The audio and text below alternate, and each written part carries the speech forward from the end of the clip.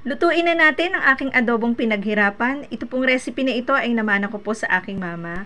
At pag talagang ito po ang inihahanda ni mama sa amin, ay hindi nyo po kami makakausap. Okay, umpisahan ko na po. Bali, ito po ay isisimmer ko muna ng 30 to 40 minutes. Ito po yung minarinade ko kagabi.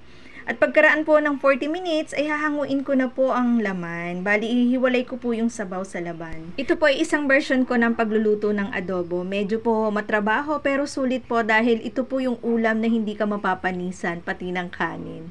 Kaya sana po tapusin nyo yung video. Ayan, naglagay na po ako ng butter. Bali, ipiprito po natin itong ating pork at meat. Hintayin lamang po natin itong mag-golden brown. At pag ganito na po, ay pwede na po natin ilagay sa side ng pan. At mag-uumpisa na po akong magisa ng ating mga aromatic. Bali, hindi na po natin kakailanganin ng mga seasoning o yung mga pampalasa po, kundi yung oyster sauce na lang po na gagamitin natin mamaya para po pampalapot ng sauce. Ayan, inuna ko po yung bawang at pagkatapos isinunod ko na po yung sibuyas at pag okay na po, ay pwede na po natin yung pagsamasamahin.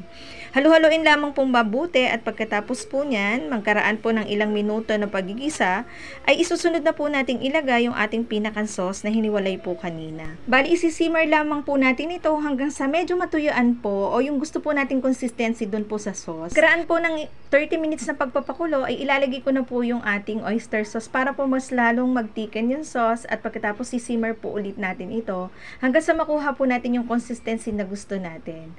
Talaga naman pong nanunuot at talaga pong sobrang sarap kasi po napakalambot po ng ating mga meat. Ayan, nag-garnish lang po ako ng white onion at ready to serve na po ito. Talagang hindi na po makapaghintay yung mag-ama ko kaya nauna na po silang kumain. Sana nagustuhan niyo po ito. Salamat sa panonood.